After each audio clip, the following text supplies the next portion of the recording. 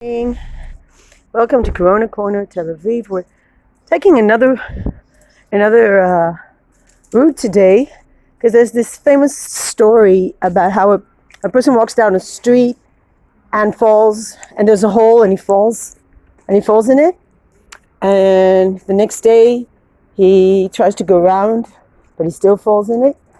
So today, and then after a while he figures out, maybe I should go and walk down another street. So that's what I'm doing now, because just the other side of the street is a homeless man.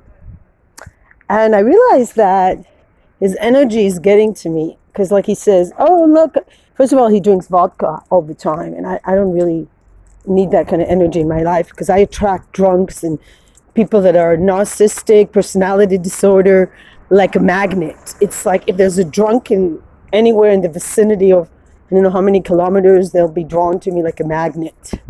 Well, they're drawn to everybody, but because I'm so accepting, a lot of people that I don't need in my life cling to me, and they suck the energy like vampires, So I realized that I don't really enjoy it when he says, oh, God gives me everything I need. God gives me everything I need. No, the guy at the kiosk gives you everything you need. And I don't know who supplies your stuff, but it's like, I don't want to be in that position. I don't want to be in the position where people give me stuff. I want to be in a position where I can give stuff, but I can also like stand on my feet. And so, he's not homeless. And then one day he started to talk about the price of apartments in Tel Aviv, and I was like so disgusted. And I thought, you live on a park bench with this big supermarket trolley full of stuff. And then I realized he really represents all that's wrong with society, this greed. And then he starts talking about how much apartments cost. And I'm like, what the hell are you doing living here on a park bench in North Tel Aviv? Why are you not like living in somewhere, anywhere, like a caravan somewhere? And I realized that he just chooses to stay there, all his trolley, and like, and I was just feeling all this in disgust because of the vodka as well. And I realized that just because you're destitute, just because a person seems to be like they're in a really bad state, doesn't mean that they're spiritual.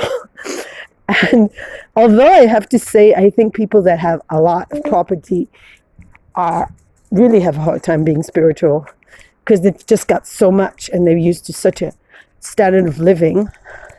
I remember myself included, when I had more possibilities, you just have a hard time seeing anybody else's difficult situation. And I can see it's not easy to live on a park bench, but I realize it's also a choice. It really is a choice. And as hard as it is to hear, it is a choice. Whatever you do is a choice. And right, Shelby? So if you're a dog, you don't have that many, but you still have a choice. You can be aggressive, or you could be gentle. You can express yourself. You can be quiet. You still have choices, even in the most difficult life situation. Viktor Frankl said that as well, in his book Man's Search of Meaning. So I'm here, and I'm like looking at the sky. It's really beautiful blue sky, and I'm feeling that this, oh God, it's Sunday and I'm going to have to find meaning again in my life. And it's tiring to find meaning every day without distractions, When I was a teacher, I was always focused on the kids. And right now I'm like, being focused on myself is really, really difficult. But that's where change is going to come. It's not going to come from anywhere else. Right? Oh, we're having a conversation. Both. Change is only going to come from focusing on yourself. And actually, I asked this to the Shwami in the yoga center. Is focusing on yourself selfish? And it's actually the opposite. When you go inside and you're within yourself, your decisions can be made from a very clear place of, from a place of clarity, I meant to say. From a place of clarity. If you don't connect to yourself, you're swayed by fashions and what this one said or that one. and you're easily influenced by others like I was. You can walk past those holes and you don't even care. And then you find yourself not falling because you're just so focused inside that you don't look. And even if you fall, you don't really see it as a fall, you see it as a temporary setback. So that's what I have to say today. Things are opening up, I see. I'm not necessarily thinking it's good, but that's life today. Peace and love.